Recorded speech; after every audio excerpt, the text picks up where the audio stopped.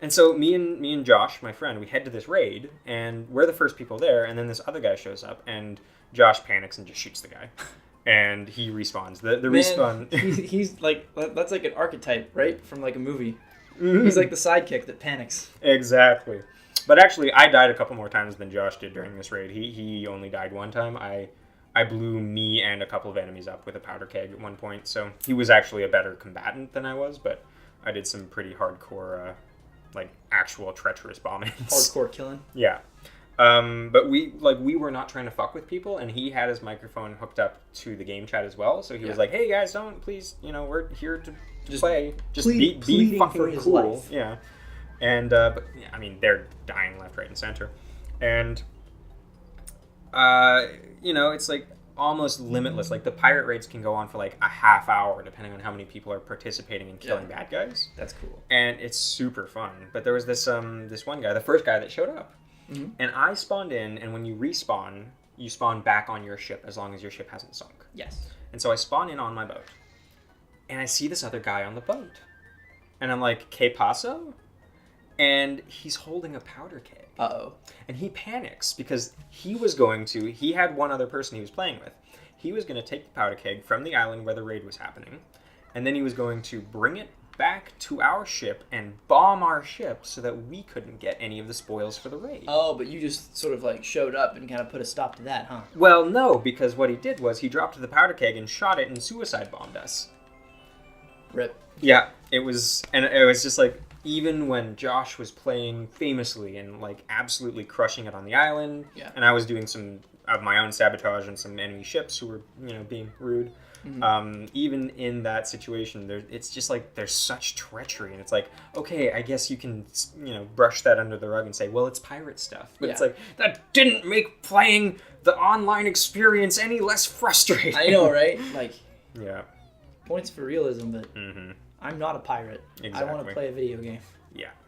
And I mean, anytime you encounter a person, they're going to try and attack you in this game. That's just the nature of an MMO of this style. Yeah, people are dicks, just generally. Yeah, exactly. But still playing the game feels great, and you don't run into a lot of enemies while you're playing. Like, you don't see a ton of other ships. Well, if the world's big enough, you're not going to sharky fuck. The world is huge, and also it...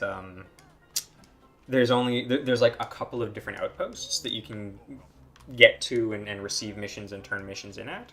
So you're not even guaranteed, like, even if somebody's doing the same missions as you from the same faction, you're not guaranteed to be anywhere near each other. Yeah. So it's got some workarounds there. And I don't know this with certainty, but I'm fairly certain that the smaller your crew, the fewer people are in the server. That would make a lot of sense to me. Like, the most I've seen at one time in a single-man sloop crew that I've done was 2 galleons and 1 other sloop. Oh, and that was all at once. So yeah. Now here's the question for you. Mm-hmm. Do I have all the notes? I don't think you got the 100%. I still need 1 honeycomb. Mm-hmm. But do I have the notes? Hit No, I got 5 more. All right, that's not bad. Now, where are those 5 at, though? I think 5 is the number that's on top of a tree. You probably just missed one of the palm trees. Probably just missed a palm tree. Yeah. I hope I just missed a palm tree. Or did you... I know that one of the chests that's mouth open and closes has notes in it. I'm not sure if you hit that one yet. No, I haven't yet. Okay. I don't think I have. I think it's up here somewhere. Yeah, and then there's the honeycomb as well, which is in the water somewhere. Yeah. Wait, wasn't it on that one chest near where you just killed that one golden chest? I did get... Oh, that's pretty good. Yeah. I did get... Oops. Yeah, that's fine. That's fine. I did get that one. Okay, but cool. There's 2 in this level, I think. Yeah. I'm trying to think now. I know it's in a corner somewhere. Oh, that's pretty good. Yeah, I might as well grab that. It's in a corner somewhere. Oh, maybe I just won't grab that. That's fine. Maybe I'll just take These damage things are fine. instead. Yeah. I mean, it's all according to plan. Yeah. At this point. We're just playing a game. And sometimes things happen, and that's fine. It's just video games, man. What are you going to do? Just, this is the single most frustrating thing that you no, can ever do there's yourself. eggs in that chest. Yeah, that's not no what I good. want. There's like I think it's one of these palm trees that's like maybe on the other side. Yeah, maybe. That one's got feathers in it. That Feathers and one's also feathers. feathers. Feathers and feathers. Might be worth... Oh, wait, hang on. I think the honeycomb is around this corner. Okay. I hope I'm right, because I'm going for it. Yep. Oh, there we are. Beauty. I know what I'm doing. I'm impressed. I would have probably wasted a lot more time trying to remember where that thing was. Yeah. Oh, Nipper. Nipper. Is it Snacker? It's Snacker. I thought it was Nipper. I don't know. It might be Nipper. I thought it was Snacker the shark for that sweet alliteration. Sweet alliterate. I'm going to slap the name on the video file right now so we can see who the winner is. Sure. There it is. Oh, congratulations to whomever it was. I'm sure they're very happy with their winner. I bet one of us is proud. I'm pretty sure there is a shark called Nibbler, so I'm less confident now. But well, I mean, we already know who won. Look, there's the evidence. Yeah. The proof is in the pudding, or whatever they say. Boom! There we go. I think. Oh God. Okay, we're gonna play this safe and just get a little bit heal extra up, honey. because I'm not gonna die needing only 5 notes. I'm not gonna die to this Bloodborne boss. Because I know in the original, I don't know if it still does this in the Xbox Live Arcade version, but in the original, when you die, you have to collect all your notes again. No, and for sure in this version, like a collected note is a collected note, which is a huge quality of life improvement. Yeah, in that case, I think we're done with Treasure Trove Cove. Treasure Trove Cove, 100%, baby. Also, snowballing off of that Bloodborne joke, I mean, literally mimics are the biggest. Ooh, stop and swap. I think, don't you have to put the, you have to put a code in before you can get the stop and swap stuff. Let's just, I don't remember what the code is, so. Me either. We'll learn it someday. Yeah. How do you get codes in this game again? It's not... There's Cheeto. It's Cheeto, right, yeah. And what is it? Because I know in Banjo-Tooie you give Cheeto his pages back because he, Grantilla rips all his pages out. I think you just find him in this one. Alright, that's pretty good. Nice, good. I will be right back. Yeah. Be the game yet? Mm-hmm. It never quite sunk in until this, sitting down playing it this time, that all of the numbers are strangely just given the egg. I know. I noticed that earlier when you collected when you cashed in the first Jiggy, and like it went back to the 0, which is also vaguely egg shaped. Yeah. Like an egg on its side. Very upsetting. I did not realize that. Yeah, I didn't realize that either. I wonder if that's one of those things that like was in the original, but the resolution just like wasn't quite there. Oh, maybe, yeah. Because like they didn't do much to up-res the game for this. They just kind of like, I mean, they just up-resed it. They didn't really HD-ify the game or anything like that. It's not like a full remake. It's definitely a port. Exactly. We're making some pretty good time on this, eh? I would say so. Fuck you. So when I was a kid and I played this for the very first time, I used to play this with Lucas, who is, also here on the channel. Not here now. No, but and he and I had this running joke, and we thought we were the funniest kids ever.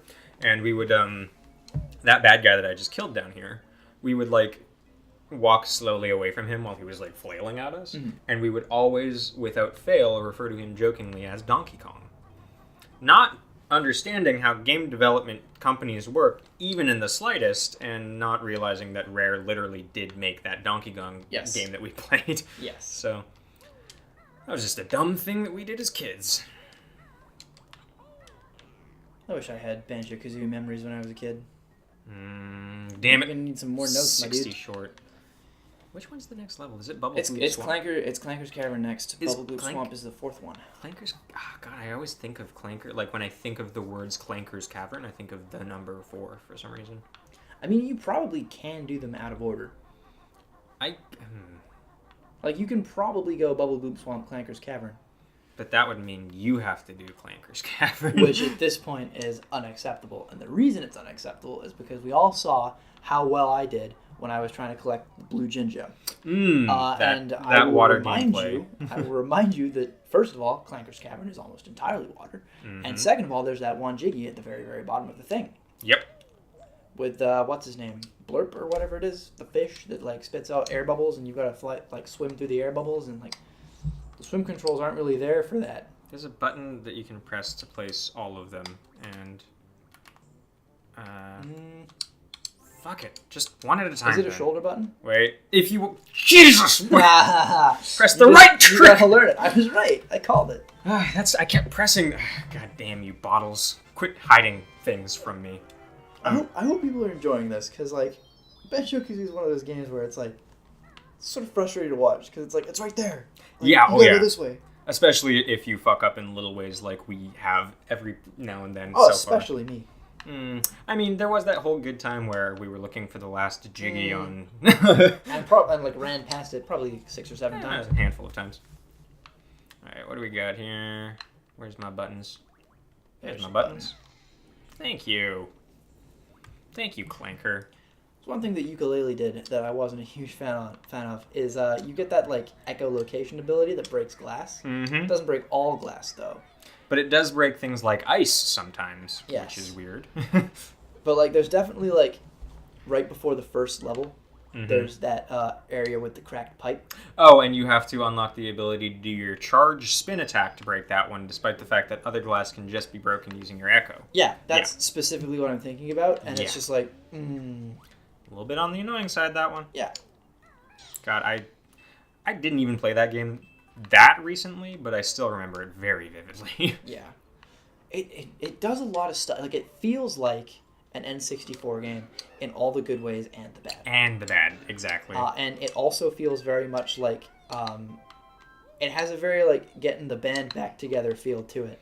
Mm-hmm. Which like it makes sense because that's exactly what it is. We're shaking the rust off and gonna make another game for the first time in a while. Yeah. Like that one game that we made that we really enjoyed making. Yeah. And honestly, I said this earlier. I'll never tell somebody, hey, that's a good game. Don't talk shit, because there's a lot of problems with that game. Yeah. But I like it.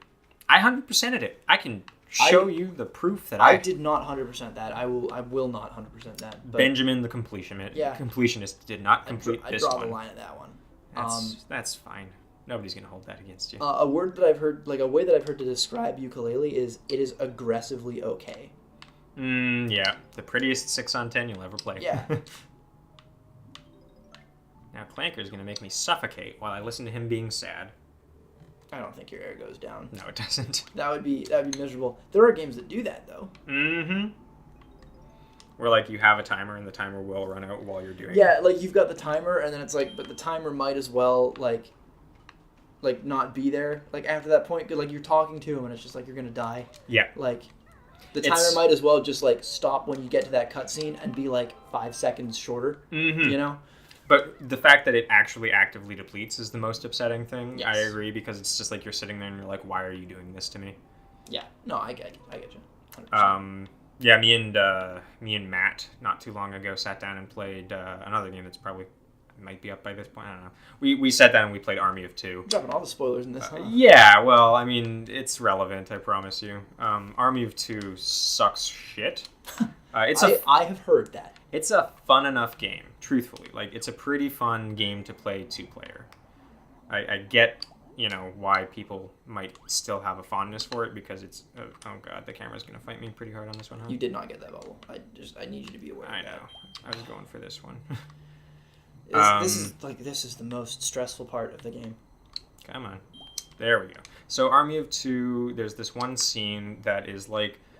We actually had to look it up, because we couldn't figure out what we were doing wrong. I think an entire episode is dedicated to us fucking that one scene up. Oh. But essentially you have to blow up a thing, and there's a timer on it, and if the timer runs out, then the thing explodes and people die and you failed your mission, right? Yes. So you have to restart. And we were like, how the hell are you supposed to do that? Like, this can't be. We don't even know where we're going or whatever. But there's this whole scene where a new enemy type is introduced, and it's like frozen cutscene, new character, but timer for nuclear weapon that's going to be shot at civilians continues to deplete. No. And we're like, this is garbage. That's awful. Come on, Banjo. Come on, Banjo. Come on, Banjo. There we go. Banjo, circle around a couple times. Banjo, you're actually killing you. There we go. This is an intervention. We need to stop you from doing this.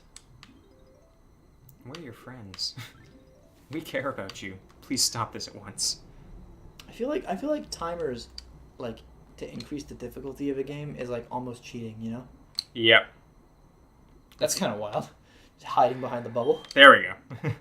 Yeah, like just having a timer like arbitrarily to make a thing more difficult it's like scripted difficulty. It's like forced emotions in a romantic comedy, for example. Like, yeah. Like, you don't necessarily care about these characters, but then it's introduced that one of them's got the terminal illness and isn't going to make it. And you're like, well, you didn't really write a character that I care about. You just wrote a situation that's very empathetic. Now I'm obligated to care about them because they're dying. They're dying of a thing that they can't control. Well, what did you do this to me for? I know, right? But yeah, like, I mean, it works in some games. Like, and like kind of artificial timers, like, for example, your air right now. I'm fine with that. That makes sense. That's like it adds a believable thing. Yeah. But like, and I like Metroid does it too, and I really like Metroid, but like, I'm at the end of Metroid Prime 2. Okay. I've been at the end of Metroid Prime 2 for a while, and I know there's an escape sequence. Okay. And I don't want to I don't want to do it because like I don't like being timed. It puts the pressure on, and I'm not into that. Yeah. You definitely. give me like precision platforming where it's like if I die, like I'm dead. You know? Yeah. But like if you put me in a situation where I can screw this up and then I have to wait for the death part to happen, I'm not about that life. No, I get that. Yeah. There's definitely... It's like, I could escape this, but I did get stuck on that one block for 30 seconds, so... I clipped on a piece of collision, and now I'm dead. So it's been good just hanging out here for the timer to run, or me to hit quit and restart. Oh, this SSX. Have you ever played it? I know about the SSX games, but I haven't actually... It has a really great feature where you can restart a course. Okay. Again, like your time. It's a racing game. I'm fine with timers in like racing games. Yeah. So like you're racing down this mountain on a snowboard, and like, if you fuck it up, you might want to quit and restart. So it's got the standard like resume, restart, quit. Okay. If you hit restart, it asks you, are you sure? And then it's like, never show me this again. It's like, yes, no, yes, never show me this again. Oh, I was so happy. That's very good. Yeah.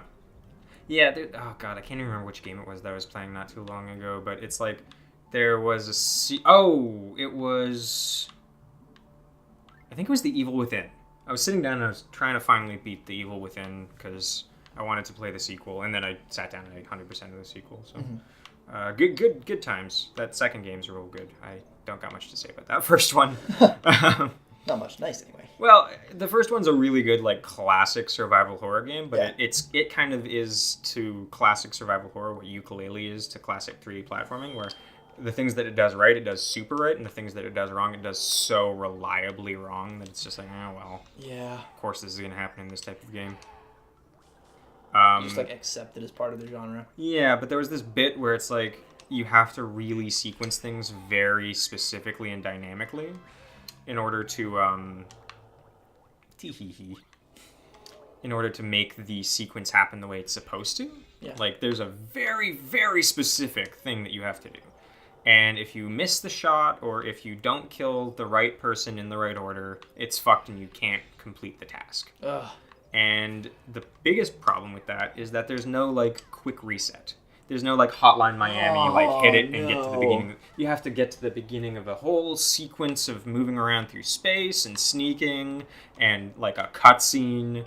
And if you fuck it up, it's done. Like, you just gotta wait for it to be unfucked the next time you do. Like, and that was heartbreaking because I do have like that first game, that first Evil Within has got a lot of cool stuff going on. Yeah. And it was directed by Shinji Mikami, who a lot of people will probably know is the guy who directed Resident Evil 2, Resident Evil 4. Like the OG Resident Evil. Yeah. Like he didn't do Nemesis, but he came back for 4. Mm-hmm. And so like the good ones. Yeah. He knows what he's doing, this boy. He also did Dino Crisis. Like, oh man, Dino Crisis. He's a good dude. He knows what he's doing. It's just like they let him off the chain a little bit too much on this Evil Within 1. And then he really reined it in and made something really special with the second game. Come on.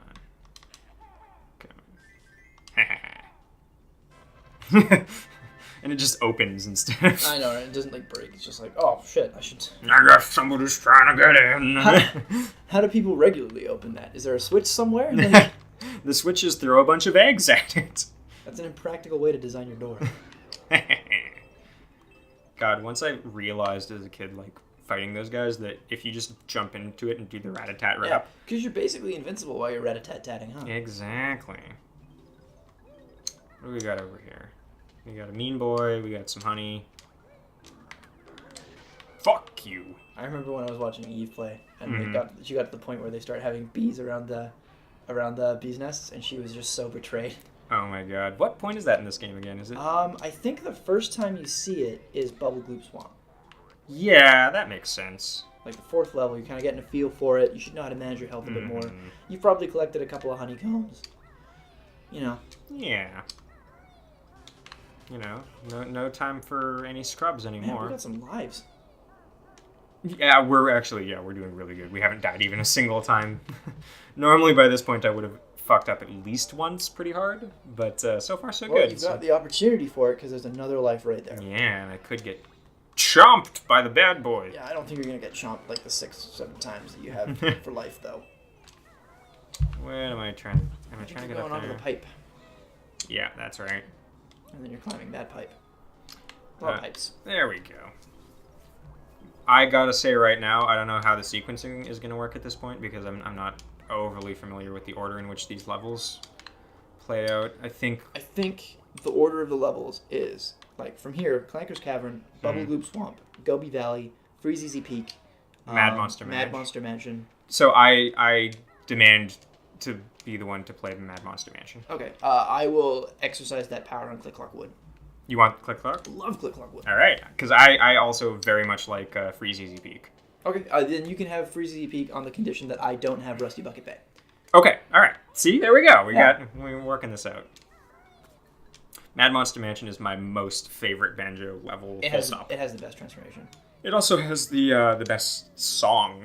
I used Mad Monster Mansion's song as the theme song for the channel during our Halloween marathon this year. Nice. I will heartily disagree. Okay, which one do you think is the best? Rusty Bucket Bay.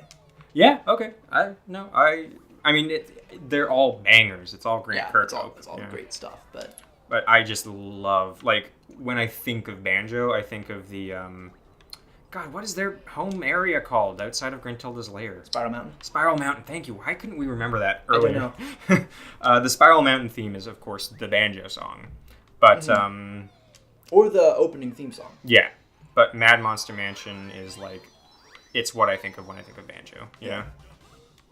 There we go. That's another up. As far as what we're talking about music, my favorite part about the music in this game is that Gruntilda's lair, the song for it is just like a couple notes off of The Bears Go Down to the Woods Today. I interesting. Because the bear is going down to the woods. Dun, dun, dun, dun, dun, dun. If you go down to the woods today.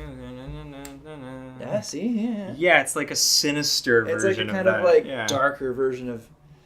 It's the gritty reboot of The Bears Go Down to the Woods Today. It's like the proper, like, Grimm's fairy tale version of that song. Man, what would a Grimm's fairy tale version? The bear would kill a lot of people. Yeah, the bear and the bird would not be friends. The bear and the bird would eat and kill each other. Yes. I mean, the bear would kill the bird, obviously. Yeah. I feel like the Grimm's fairy tale version of Yooka-Laylee would be much more amicable because a bat and a chameleon probably wouldn't even really meet each other under many circumstances. I feel like they'd be better friends than a bear and a bird, too. Yeah. At least they're kind of, like, comparable on the food chain, you know? Whereas, like, this is definitely, like, there's an imbalance of power in this relationship. Oh, for sure. Banjo, there's a reason that Banjo's not the one inside the backpack. Yes.